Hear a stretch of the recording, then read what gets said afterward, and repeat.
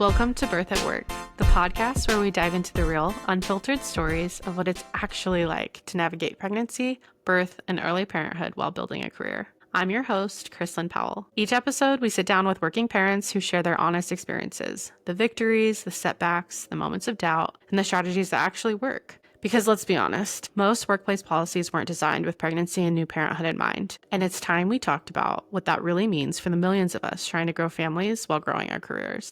Dr. Frederica, it is so lovely to have you today. Thank you so much for joining our show. And I would just love it if you could take a couple moments and share a little bit more about you. So, we know you're a medical professional, holistic minded, offer a number of different treatments to the community, and just are a wealth of information. So I would love to hear, from your point of view, just who you are, why you've come on the show today, and a little bit about how we can look forward to this conversation. Thank you for having me. It's wonderful to be here and get to have an authentic conversation on all things birth and motherhood and integrating how we live our lives in a more private way with the professional world. So I think that that's needing light shined on it more and more. So as an acupuncturist, I work with mostly women, and advocating for balance in their lives is really what's near and dear to me. I find that it's so easy to become out of alignment with one's own self, with one's own truth, not even know what that is. And then where are we really living from, right? So holding space for people, not just women, but it ends up being that way. So yeah, holding space for them to hear what they need to understand within themselves, feel what that is, and create space for themselves to live that truth. So in the practice, we are usually supporting women's health. So that can range from fertility to regulating cycles to even just rejuvenating treatments. And that can be facial acupuncture, which is another passion kind of, I would call it, of mine, just because there's so much pressure from the outside world on women, especially in the beauty industry, to look a certain way. And not everybody wants that, but also still wants to take care of themselves. So I love to bring that to women and give them another option to take care of themselves. A little bit more about me. What else is there beyond the acupuncture world? I'm a yoga teacher, so Kundalini yoga really helped me to center myself in life. Before acupuncture school, I became a regular student of Kundalini yoga, and it's where I ended up meeting my husband. It's really where I manifested my whole pregnancy. So it's been the backbone of even how I'm a practitioner and showing up in the treatment room for people. So as you see behind me, there's a gong, a big gong. Very fitting. It's a big part of just meditation. So that's a big part of my private life, I would say. I don't exactly have the time to teach, even though I love to, because I'm a mom also. So a newer mom of 9 months, just finding ways, to integrate all the things as we do has been a practice, of course. So being a mom is definitely taking most of my time right now. And then as far as being in the treatment room with patients, it's definitely not what it used to be. I'm only there just once a week. So there's that side, of course, that loves to be with people and loves to work and wants to figure out ways to make more, right? But then one has to remind oneself, wait a minute, why did I become a mom? Where are my priorities? And so learning to balance that in my own life is definitely a daily practice. And I can really relate then to my patients too, who are also seeking exactly that for themselves in their own lives. So I'm right there with my patients, feeling it out and drawing wisdom and just trying to reflect their own wisdom back to them. So lovely. So special. And just transparently too, I want to mention to our listeners who are tuning in that you are my acupuncturist that I see regularly and someone who has helped me with my fertility journey, and also kind of the beauty and magic of just that whole relationship. It was so cool when I let you know that I was pregnant and was so excited about that with my last baby. You had mentioned to me, like, I'm pregnant too, and what a beautiful journey that was. So I love how you mentioned that you are able to relate to your patients on that level of balancing motherhood with, you know, maybe some societal pressures, but also just kind of our personalities of what we want to contribute to the world and how we feel like we're productive or not, and how, life is meaningful to us. So some really cool takeaways, and I'm excited to dig deeper. But two, I just want to throw out for our listeners as well, realize that like the rhythm that's working for me is kind of a 1 day a week gig where I'm, working on my projects, consulting a bit, and that's working right now. But it is really hard sometimes to remind myself that this is the right thing to be doing right now for me. Like, this is the rhythm that's working, and I'm trying to honor motherhood. So that's really meaningful that you shared that. So thank you for doing that and being open about how it's been a blessing, but it's also like you have to continue to remind yourself of the meaning behind that rhythm. Yeah, the Yeah. ambition's always there, right? So it's really how do we harness that and find our rhythm for the moment, right? Because this is what's now. And of course, it's good to remember that in the future too, things will be much different. And so it's not always going to be like this. And that's wonderful and also something to look forward to that you do Yes, get to yes. develop yourself in the future and it's not all gone. And Yeah, it's a season. It's a season and it goes so quickly. It feels like it's forever sometimes when we're in it. But what beautiful seasonal changes, and yeah, and just honoring that. But Mm, I'd love to dial it back just a little bit here and dig into your story, specifically relating to acupuncture. So I understand that acupuncture was one of the things that helped assist in your birth experience, as far as like not you as a mother, but when you were actually being born, your mom harnessed acupuncture in that journey as well. So tell me a little bit about like the parallels of that, and then you deciding later to pursue deeper education into Chinese medicine, and what that journey looked like for you holistically, as far as deciding like that was your life's path. yeah, absolutely. My mother, over 30 years ago, was on her fertility journey. And even at that time, which acupuncture has been growing and growing and becoming more, I think, accepted and sought after and respected. But of course, it's been there, for thousands of years. But Yeah. everyone's on their own timeline. And here in the West, we're waking up more and more to those complementary ways of supporting ourselves. So, yeah, 30 years ago, my mom was on her fertility journey and she was a very ambitious, busy woman. She rode horses and that was her profession and was Wow. go, go, go, nonstop, even at that time. Her inner rhythm was definitely, not in alignment with what was going on the outside. And so her doctor wasn't very understanding to her of supporting her in becoming pregnant, and she didn't Mm, feel very cared for, right? In the yeah. Western obstetric appointments that she was going to. And so she began to see an acupuncturist, had heard that it might be something supportive for her, and continued with her treatments. And one day went to her appointment with her acupuncturist, and the woman was feeling her pulses. And she said, today I think we'll take a break and I want you to go and get a pregnancy test. And I think you're pregnant. That woman absolutely felt the difference and change in her pulses. And yeah, my mom had conceived me. So Wow. it brings chills, to me just Yeah. thinking about it because this medicine is so subtle and so powerful. And the fact that we can just tune in and feel something like that in a body, right? It's just a fingertip away, literally feeling the pulses, right? So I hadn't really thought about that in like years and years and years though. And I know my mom had shared that with me like in a conversation that we had in life.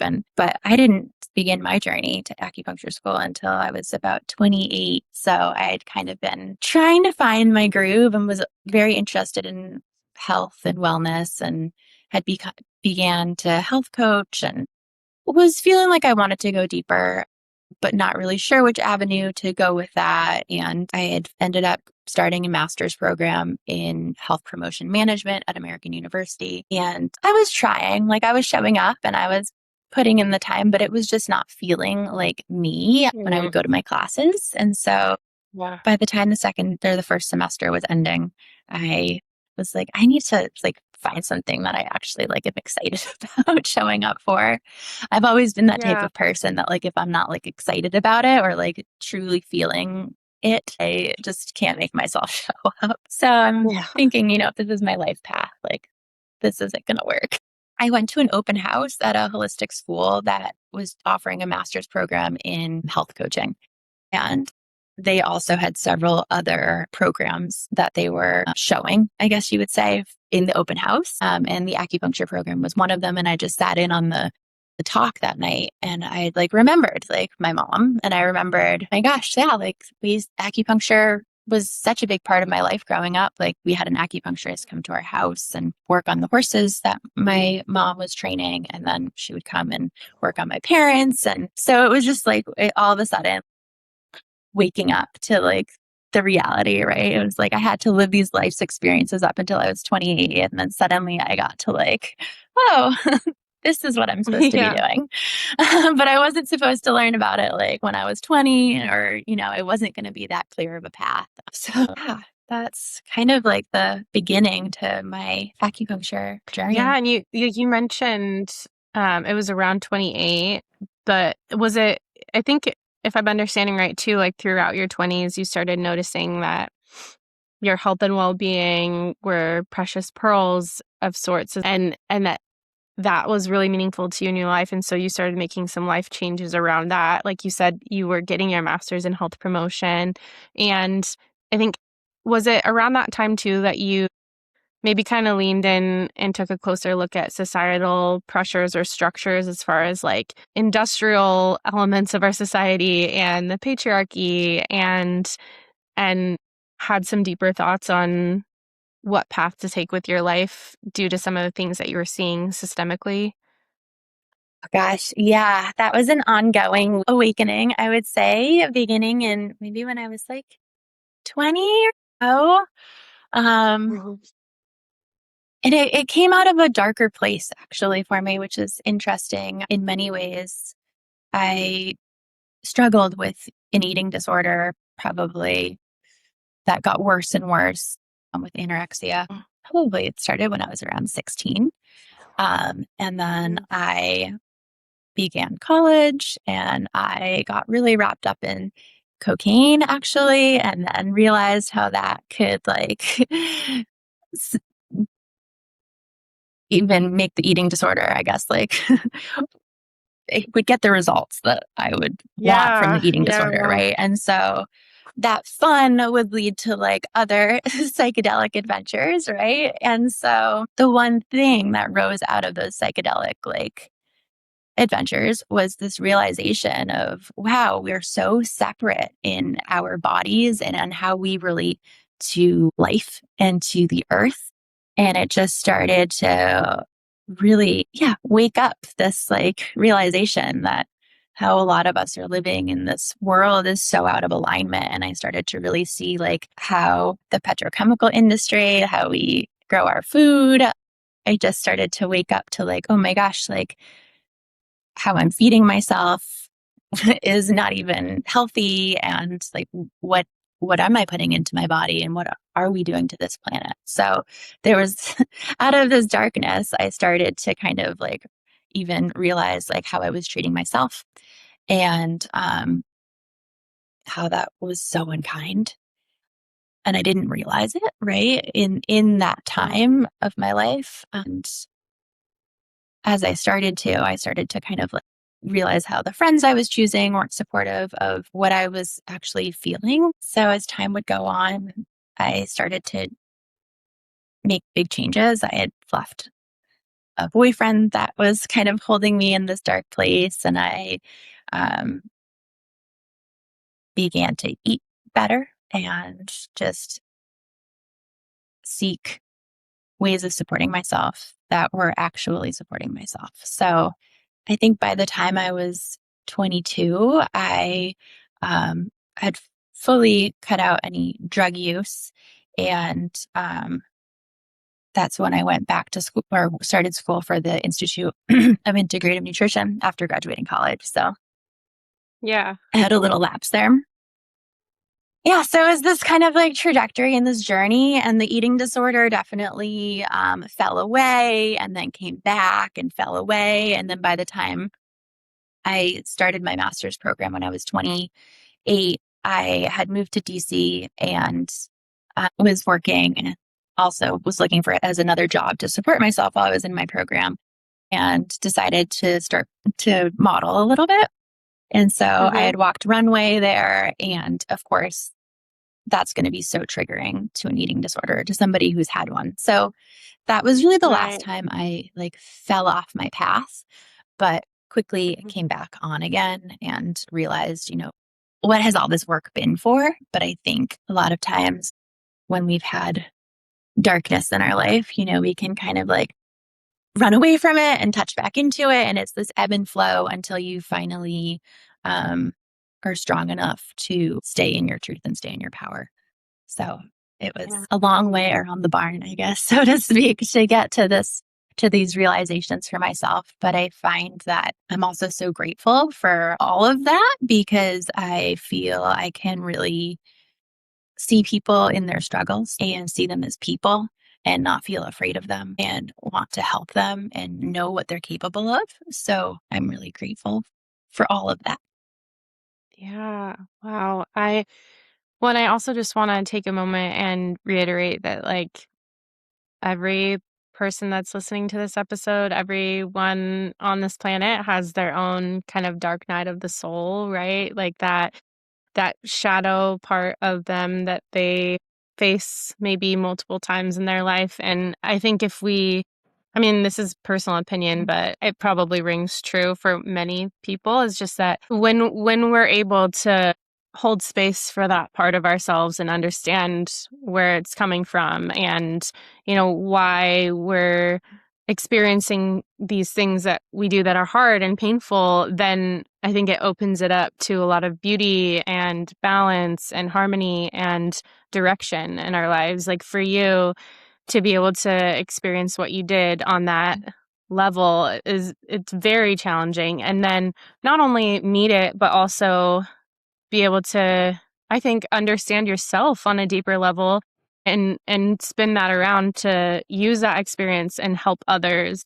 I think come closer to, it sounds like, creation and the creator, right? So to find their own path of spirituality and to connect to deeper to nature and the earth, and our natural rhythms and of ways of being, and to find that peace and stability that you had to travel, many roads to get to. I think that's just really beautiful. So holding space for that is like, we all experience that darkness that you mentioned. It doesn't look exactly the same, but that's amazing that you were able to take such a path to get to where you are today. I really appreciate you opening up about that. Yeah, I think it's so important to be authentic about who we are and where we've come from. And that gives permission to others to accept themselves and not be ashamed of what might be perceived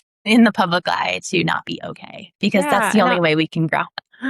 Yeah. On that note too, it's like, I think, it can be kind of human nature and normal and expected in our society to numb out the hard parts, right? Numb out the difficult parts of life. And when that numbing happens, that's when we kind of turn to things that aren't as healthy for us, or people in our lives that maybe aren't as healthy for us. And it's only when we stop numbing and tune into what's really happening in our lives and better understand who we are, that we can move through it. So Absolutely. yeah, I think, yeah, it's like, I think that a lot, I come from the corporate world. There's a lot of people that are listening that are also have corporate careers, and there's a certain sense of numbing or of masking, how we're really feeling. I think anyone managing a public image or experiencing a pathway of high performance kind of goes through that too. And so at some point there's that bridge where we have to cross and meet our true selves and decide, like, is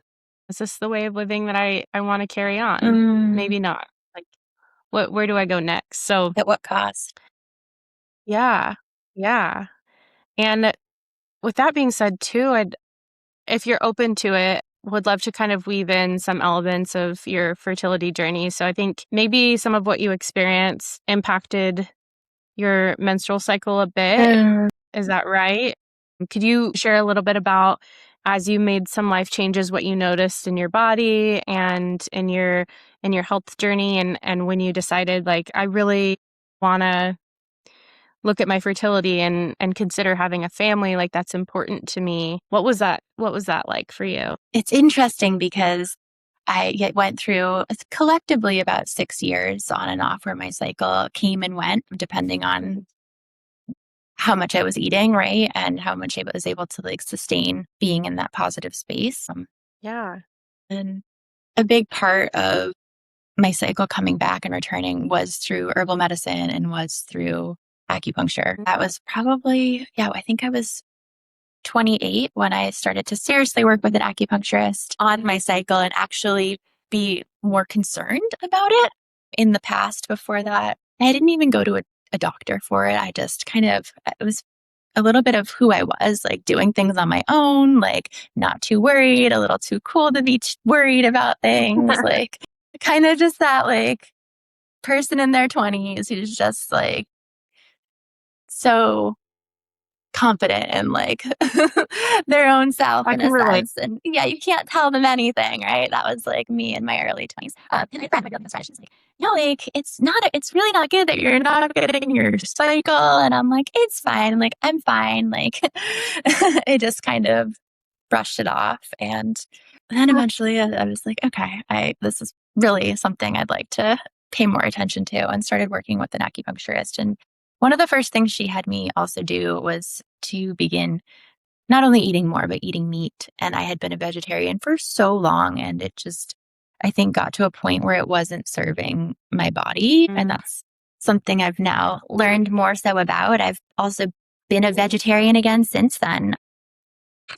That was a big shift. That created a big shift in my body to start really eating for uh, what what nourishment was. And that, I think I was mentioning, but that it wasn't the last time I was a vegetarian. So since that point in time, I felt like, I'm not really feeling meat. I think meat has always been a little bit of a chore for me to eat. Like, I get a sense that I want some, but then I quickly am like I'm not loving this. So, when I wanted to become pregnant, it was like, okay, I need to be consistent because I know that my body needs this. And I also believe that just the growth of a baby like really requires that type of nourishment. So, and yeah, to this day, even with breastfeeding, like I don't feel called to give up meat, even though it's not my favorite thing to eat, but I feel like it's my job.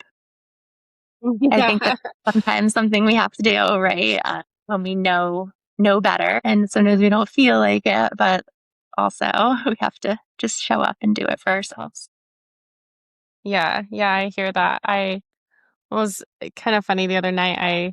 I invited, well, my mom was here over the weekend, and I cooked dinner with her. And when she walked in, I said something like, "Oh, Mom, I got beef liver for us." And I had this like pack of like an actual beef liver, like raw, like ready to chop up and put in our spaghetti meat. And she was like, "Oh, that's great." You know, it's not, it's not always yummy or delicious or something we want to do, but yeah, it's interesting, like health wise, when you could tell that your body was needing it, and especially when you're nourishing another being, that like there are things that you can change and shift, and that it was supportive for you too, in helping your fertility, and also, yeah, you nourishing your baby.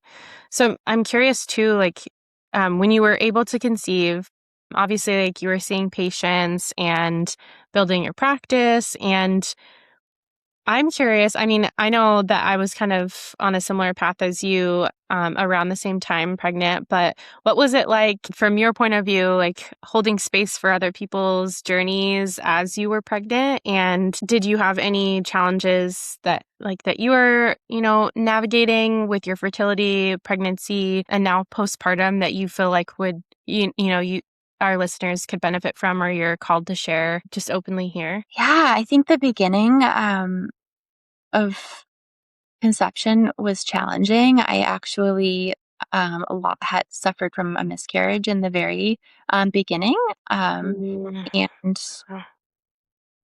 still went to work, but was just feeling so sad on the inside. And I remember showing up for other patients too who were on that fertility journey in that time, and it was so challenging to kind of just show up for them, right? And the conception of my son after that was a complete miracle. After the miscarriage, I started giving myself acupuncture and red light therapy treatments and was taking herbs for myself like on a daily basis. That actually changed my ovulation by 7 days. Like normally I ovulate like pretty late in my cycle.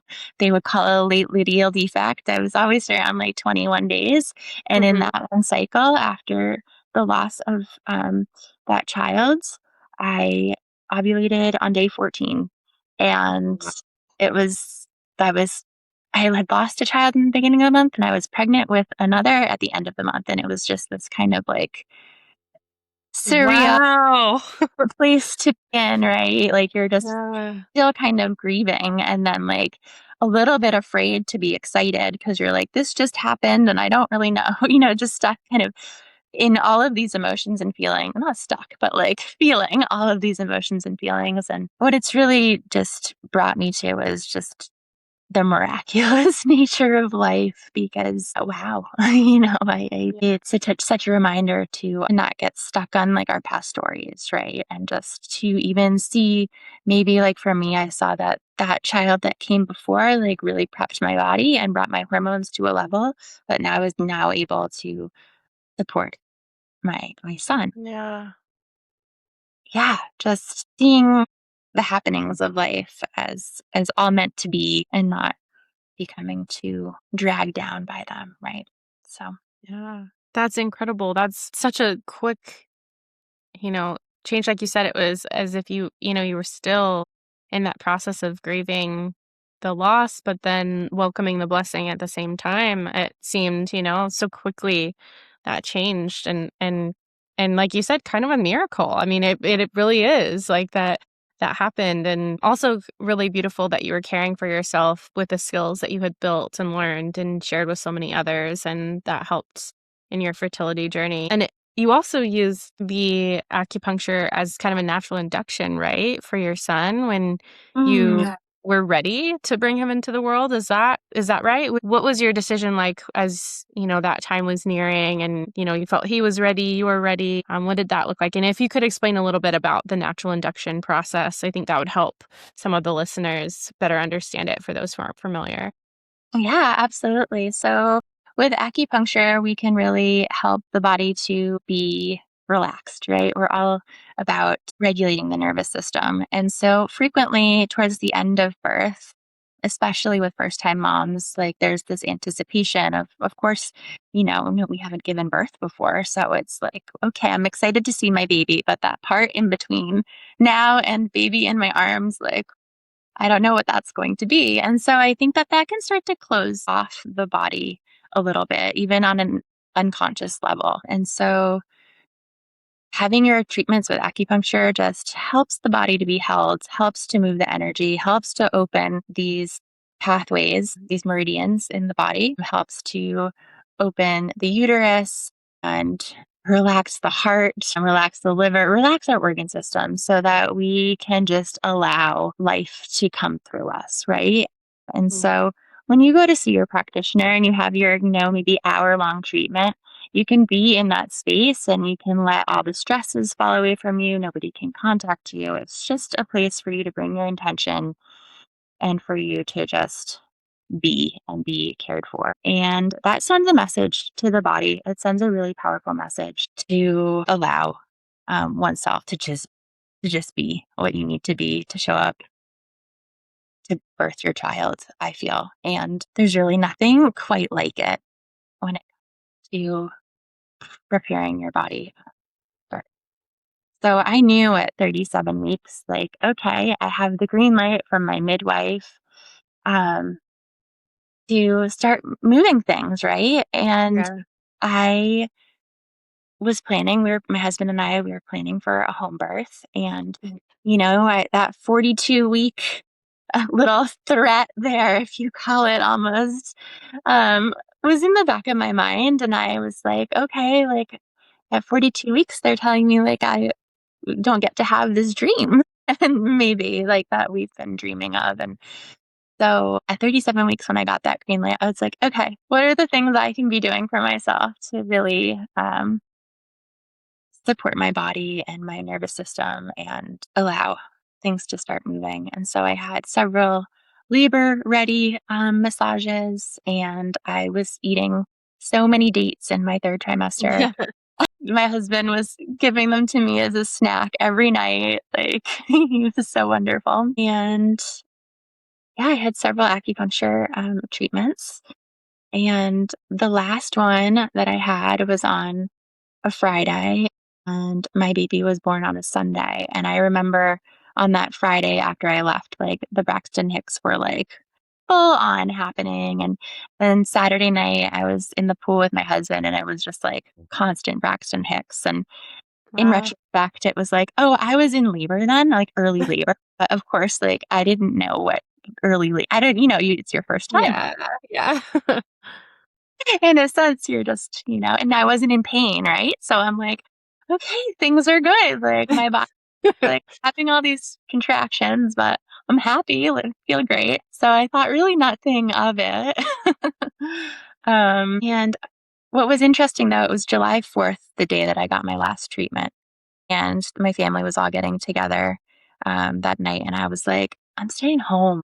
I'm in my like energy bubble of like starting to draw inwards, and like I'm just really feeling like I want to savor this energy and not add anything else in to shift it, like not add any outer thoughts or energies. Or I just was feeling like a mama bear, like ready to go into her den. Yeah. And I honored that, and I'm so glad that I honored that. It was what really, I think, brought my son into the world such a short time, and also before his guest date too, a couple days Yeah. before, but still, we were in a safe window as far as not having to venture to the hospital and be induced or anything in that medical way. So, Yeah. yes. So beautiful. I just love birth, but oh wow. So cool. And amazing that you were so in tune with the energy and how you were feeling and the mother vibes, right? Like you already knew, okay, I need to just kind of hunker down, like it's coming close to it. So yeah, Um, so lovely. Just thanks for telling that story and explaining a little bit more about like how acupuncture impacts the body, the meridians that you mentioned, and helps energy flow. I know it's something that I used, not only in the fertility journey, but all of pregnancy and then close to when the baby was coming. And then I don't think we actually did any induction points when I went in. Like we were going to, and then we didn't need to, like the baby came. uh, But now into postpartum, right? And I've used acupuncture to induce before as well with my first. And so it just something that can be used at all ages and stages, I feel like, no matter where you are in your life.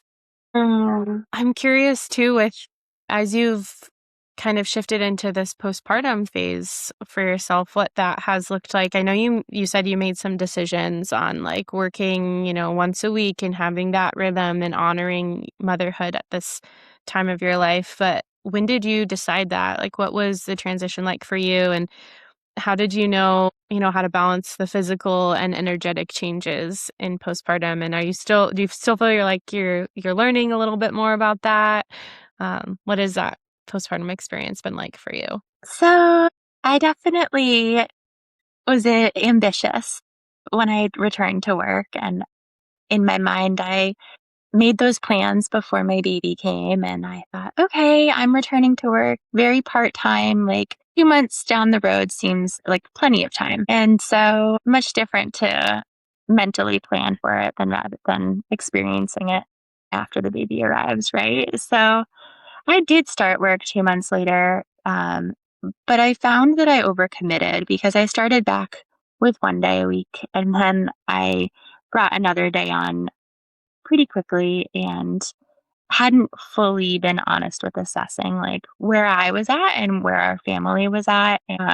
Definitely allowed like the expectation and pressure of like you should go back to work and like that was I think running a little bit in the background for me. And I'm very grateful because I was able to assess that for myself and realize this isn't working for me. It's too early. It's too soon. I'm not ready to be away from my baby or even work towards being away from him more. So I was luckily able to change my schedule and I'm very grateful for that. But it's been interesting in the postpartum, right? You have all this preparation, I think, for um, the baby coming and all this support in your pregnancy. And then suddenly nobody's really there for you. And so you really start to have to make those decisions for yourself and not feel bad about them or feel like you should show up for other people. Like suddenly the shift like comes inwards to your family and it's not about like showing up for others, keeping people happy. It's like, no, this is my priority. So that's been the interesting journey of postpartum in some ways. And then of course there's dealing with breastfeeding. I've committed to breastfeeding, really full on. Like we don't formula feed, and I'm blessed that I don't have to supplement with any formula. But also that is work, and it's a big job. When you have an oversupply, it's also even more complicated, and which is a blessing and also a complication. And so mastitis was something that I've dealt with a lot. Clogged duct, Um, like my gosh, like more than 10 times, right? And so luckily I never had to take antibiotics, but it was, a scary thing to have to deal with and not really know how to navigate as well. And then you're like, should I change what I'm doing with breastfeeding? You're constantly just checking in with yourself and questioning what you're doing. And that's stressful. And so I'm very grateful that I'm not having to show up in a full-time position. And it shocks me that our country doesn't support women to not have to show up in a full-time position. My gosh, we do so much and we really need to be supported in that. So yeah. Yeah. Yeah. And I feel like, just looking back over this conversation and everything that you've shared, it seems like a consistent theme here is like throughout your journey and finding your career path and in helping others inward and find natural rhythms and honor their energetics and natural flow throughout their body. It's like there's also been a theme here of listening to yourself and following the energy that's right for you and what you need in your life and kind of like a bolder awakening of what's right and maybe like contradicting some things that are happening in society and being willing to question those. So as we're kind of closing out, I want to ask you, what would you say to some of the parents that are listening right now, that are in kind of demanding jobs or careers and they're trying to build families while they're doing this? How would you encourage them to listen to their bodies, the quiet whispers, make space for the quiet knowing as you've learned along your journey? it's about learning to find those little pockets of time for yourself, really, and valuing those little pockets of time because when you are giving so much energy outwards, one has to realize, what is this all about, right? And so you have to start asking yourself, I think, those kind of harder questions and really just listening. So when you're starting to feel like you're being pulled in a direction that's not yourself, like that's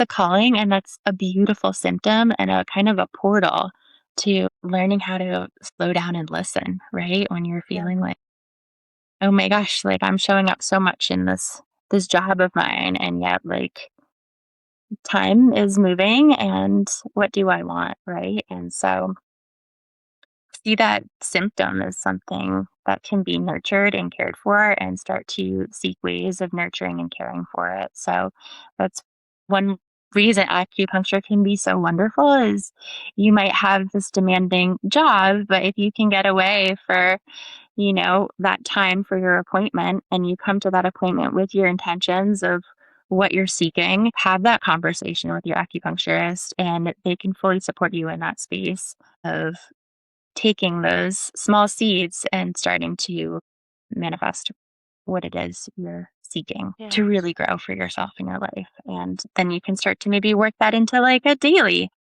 practice of kind of manifesting what your needs and truths are. And so it's starting small, really, right? So maybe like it is that hour-long appointment and from there unfolding into something greater and more, but don't overwhelm yourself, but definitely put yourself first. Such wise words. Thank you. Let's recap too. Where can we find you? How can we support you? Where can we connect with you outside of the podcast?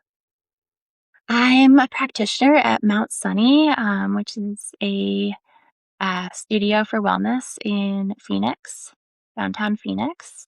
I'm there on Wednesdays. So if you're interested, definitely putting yourself on my wait list is a great way to get in the door. As the future kind of builds itself, I'm also toying with doing house calls for my fertility patients and postpartum patients in the greater Phoenix area, especially postpartum. I think that that's such a hard time to get out the door, but you could really use it in that time. So Yeah. to support women in their homes. So yeah, currently not teaching yoga. Otherwise, I'd say you can find me at the yoga studio. But yeah, those are the two places. And then yeah, on the web. So Instagram.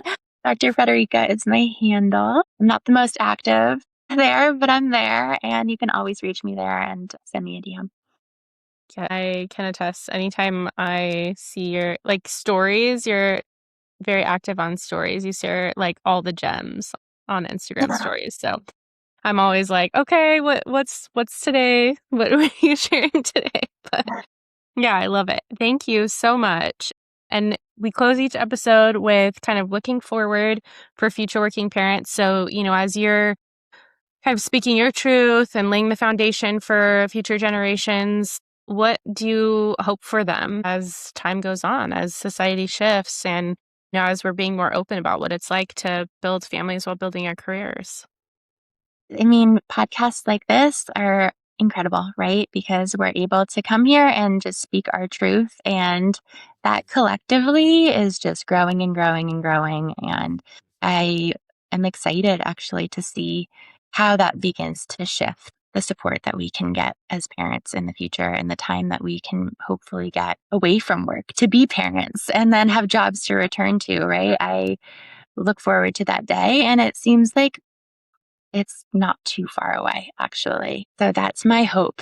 And that I see that hope on the horizon is that we're getting closer to have this integration of family and supporting ourselves. And it's not just some distant, out of reach reality. So I'm excited to see Yeah. us able to have maybe a year away to raise our children. And then, at the very least, right? The very least. I was Right. with a friend the other day and she told me that their her husband had 2 weeks of paternity leave, and I just thought, "Oh my," like, that what is that? So, but the fact that we're having these conversations, and I think the more people become aware of this and the more people become aware of, like, that's not real, that's not going to work for us. And learning to put our foot down and step away and stand up for ourselves and demand the treatment that we deserve. I think that that's a beautiful thing that we're living in a time where we can ask for what we need. So, yeah. Yeah, I love that. I echo that sentiment. I think, as we continue to talk about it and embody, what we need and want and have these conversations and be open about it, then it comes into reality, right? We speak it into reality. Our words have power. So Thank you so much for taking the time and sharing your story and being willing to have this conversation. I think this is a really bold, big step, and we so appreciate having you on the show. So thank you. Thank you so much for having me. It's wonderful to be here and to share in this.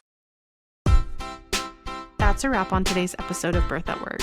If our topic resonated with you, I'd love to hear about it. Connect with me on social or via email. Your experiences and questions help shape future episodes. Remember, you're not alone in this journey of balancing career and family. Every challenge you're facing, someone else has navigated too, and every victory you celebrate, big or small, deserves to be recognized. If you enjoyed this episode, please subscribe and leave us a review. It helps other working parents find these conversations when they need them the most. And if you know someone who could benefit from hearing these stories, please share this episode with them. Until next time, remember, you don't have to choose between your career dreams and your family dreams. You're already proving that every day. Thanks for listening to Birth at Work. I'm Chrislyn Powell, and I'll see you next time.